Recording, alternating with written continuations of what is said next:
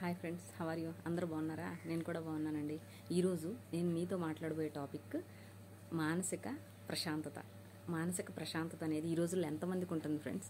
చాలా వరకు తగ్గిపోయింది. ఏంటి అంటే మానసిక ప్రశాంతతనండి. ఎంత ఆస్తి ఉన్నవాడైనా, ఎంత డబ్బు సంపాదించిన వాళ్ళైనా, ఎంత ఉన్నవాళ్ళైనా, లేని వాళ్ళైనా ఈరోజు మానసిక ప్రశాంతత కోసం ఆ మానసిక ప్రశాంతత అనేది లేకపోవడం వలన చాలా ఒత్తిడికి గురవుతున్నారు.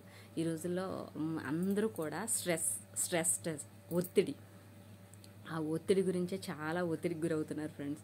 సో కొన్ని టిప్స్ పాటిస్తే ఆ ఒత్తిడి దగ్గర నుంచి కూడా మనం బయటపడవచ్చు. ఆ టిప్స్ ఏంటంటే, ఫస్ట్ వన్, అతిగా ఆలోచించడం. అతిగా ఆలోచించడం వలన మనకి మానసిక ఆరోగ్యం అనేది చాలా చెడిపోతుంది ఫ్రెండ్స్. ఏ విషయం గురించి అయినా సరే అతిగా ఆలోచించొద్దు.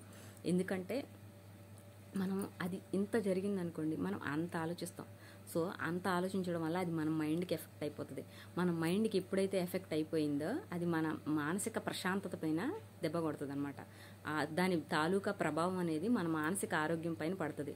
సో ఆ మానసిక ఆరోగ్యం పైన దాని ప్రభావం పడినప్పుడు ఆటోమేటిక్గా మనం ప్రశాంతత అనేది కోల్పోతాం.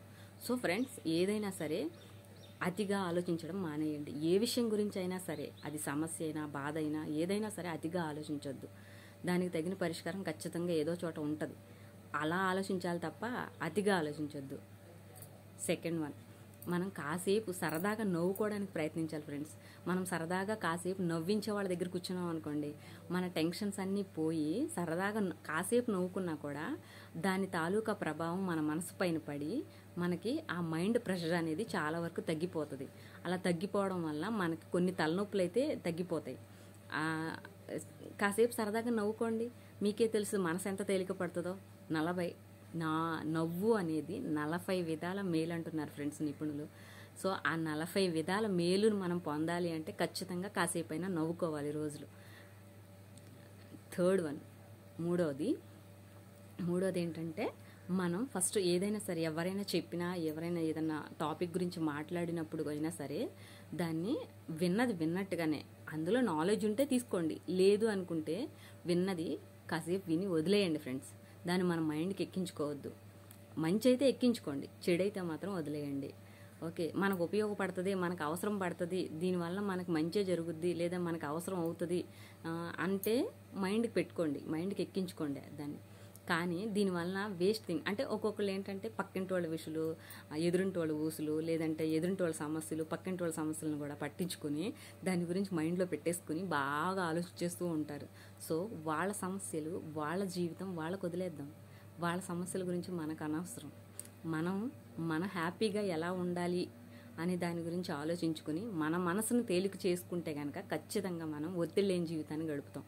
ఆ ఒత్తిడి లేని జీవితం ఎప్పుడైతే గడుపుతామో మనకి మానసిక ప్రశాంతత అనేది దొరుకుద్ది. ఆ మానసిక ప్రశాంతత అనేది ఎప్పుడైతే దొరుకుందో ఆ శారీరక ఆరోగ్యం కూడా చాలా బాగుంటుంది ఫ్రెండ్స్. ఎందుకంటే ఈ రోజులో రోగాలకు పోయడానికి కూడా బోల్డ్ అంత మనీ అయిపోతుంది. సో ఆ రోగాలను మనం కోరి తెచ్చుకుంటున్నాం ఫ్రెండ్స్. ఆ రోగాలు రాకుండా ఉండాలి అంటే ముందు మనసును ప్రశాంతంగా ఉంచుకోండి. మనసు ప్రశాంతంగా ఉంది అంటే ఖచ్చితంగా శారీరక ఆరోగ్యం కూడా చాలా బాగుంటుంది. మనం ఎప్పుడు సరదాగా నవ్వుతూ ఉన్నాము అంటే ఖచ్చితంగా మనకి కొన్ని ఆరోగ్య సమస్యలు దూరం అయిపోయినట్టే ఫ్రెండ్స్. అందుకే వీలైతే కాసేపు నవ్వుకుందాం. ఎవరికైనా కష్టం వస్తే వీలైతే సహాయపడదాం. మనం సహాయం చేయగలిగే స్థితి ఉంటే గనక మనం సహాయపడదాం. మాట సాయమైనా అయి ఉండొచ్చు, డబ్బే సాయం చేయక్కర్లేదు. వాళ్ళకి కష్టాన్ని తగ్గించే మాట సాయం కూడా చేయొచ్చు, అది గొప్పదేగా ఫ్రెండ్స్. సో అలా మనం వీలైతే ఇతరులకు ఉపయోగపడదాం. అంతేగాని ఈ అనవసరమైన ఆలోచనలు, అనవసరమైన పనులు చేసి మన మైండ్కి ఒత్తిడిని పెంచుకుని మిగతా చెత్తంతా బుర్రకెక్కిచ్చేసుకుని మన మైండ్ని చెడగొట్టుకుని మన ఆరోగ్యాన్ని కూడా చెడగొట్టుకోవద్దు.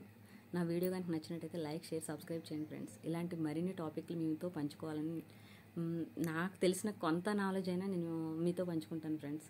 నన్ను సపోర్ట్ చేయండి ప్లీజ్, ఎంకరేజ్ విత్ మీ.